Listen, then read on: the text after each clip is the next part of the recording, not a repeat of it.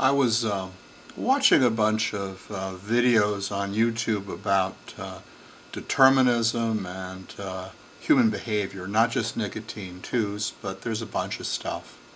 And it's funny because a lot of people seem to think that we are in a deterministic universe, a strictly deterministic universe. And it seems to me that that just can't be. I think you can make an argument that there is a degree of acausal effects, and that those acausal effects may not be significant in human behavior.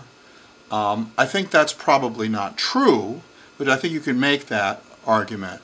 But to say that we are essentially human beings and the universe itself, strictly deterministic, doesn't seem to match what I know about science. I mean, you know, we've all, I think, heard about the Schrodinger's cat thought experiment, in which you have a cat in a box and you have some radioactive substance which can decay, and if it does, the cat is dead, and if it doesn't, the cat will live, because the radioactive decay will cause some poison to be released when a detector is going to discover the decay occurs. Now, we know that radioactive decay is an acausal process. At least as far as we can tell, there are no hidden variables. And this is old news, going back to the early part of the 20th century. And there are many other examples. Some of the cool examples of acausal processes which lead to spooky actions at a distance are, of course, centered around something called Bell's theorem. Now, I won't go into Bell's theorem here, but it's something to look at if you haven't heard of Bell's theorem. But essentially says, hey, there should be acausality and non-locality in our universe. Non-locality is spooky action at a distance. And of course, there have been a lot of experiments that have demonstrated this. Specifically, the first, the Alain Aspect experiment. And what they did was they had polarized photons, particles of light, and they interacted. That means they're phase entangled, they say. And they let them separate. And when they separated, what they found is that doing something, a detection, with one photon resulted in a change in the other photon, and it's instantaneous. And they were able to show that if it's not instantaneous, at least it's faster than light. And this has been demonstrated over and over again, not only with photons, but with larger numbers of particles. And there's lots of cool ways to think about it. Here's an example. Here's a broken ribbon here. And what I'm going to do is I'm just going to curl it up like this, and then I'm going to have my pointer finger and my thumb. Those will be two particles right here. And what I'll do is I'll just open this up a little bit, making it bigger and bigger. And so you can imagine that the space we would perceive between our fingers here would get greater and greater, this being a dimension, a spatial dimension.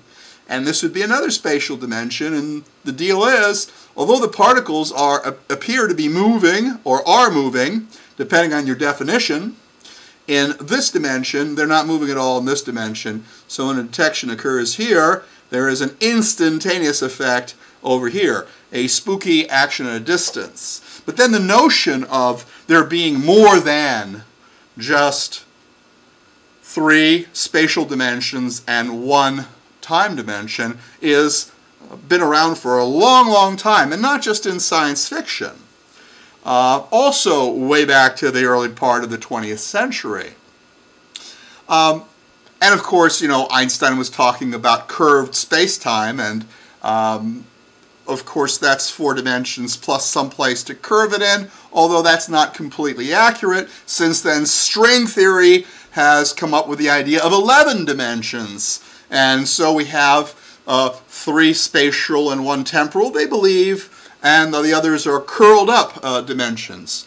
But what's cool about this to me is that people that care about the universe, and I certainly do, have prejudices. And that is the way they'd like their universe to be. Now, Einstein felt that there should be a clockwork universe. And his work was toward that end with general relativity. He also is the father of quantum mechanics, which he fought against for his entire life because it's not clockwork, because it has these acausal things involved. Now, that gets me to the notion of human consciousness.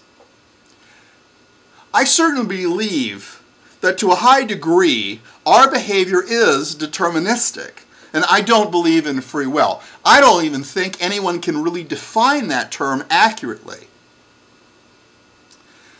But I also believe that acausality is part of the human condition. Here's why. It seems to me that consciousness is essentially a chaotic phenomena.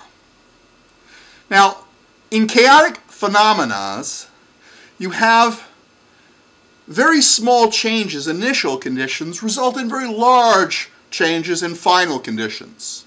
And many chaotic systems are recursive. And I am so certain that consciousness is recursive. There are many reasons to believe it. In other words, it feeds back on itself. I think that's what consciousness is, this huge feedback loop. You know, like when you have a microphone and then you bring it a little closer and closer to the sound source, and then all of a sudden there's a threshold and you get this large humming sound? Well, that's recursiveness. And recursiveness occurs in chaotic systems, and it would seem to me that there must be acausal events which I think of as quantum fluctuations amplified by chaos, which result in changes in our behavior. Now, many folks say, oh, no, it's all averaged out, it's all averaged out. But the truth is that the arrival of one neurotransmitter at a receptor site 1 microsecond later can affect behavior, and this is known. It just makes sense. I just think people don't like it.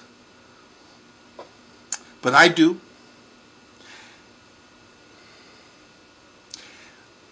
Many of you have probably heard of something called the Mandelbrot set.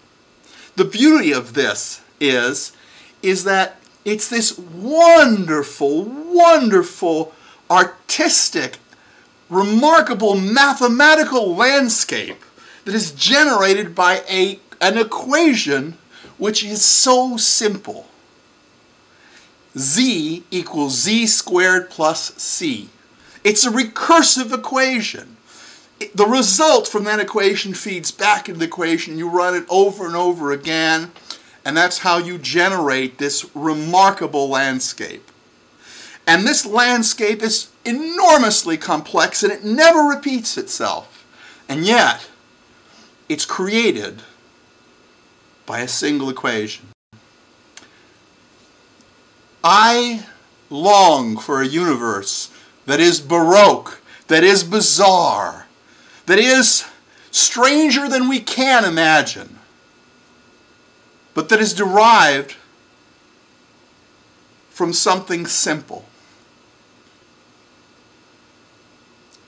And one of my favorite lines from Star Trek, Next Generation, and it wasn't that good of a show, but I just love the line, probably because it reminds me not only of my innate desires, but also my LSD experiences and my manic psychotic experiences, because it is such a manically over-the-top line.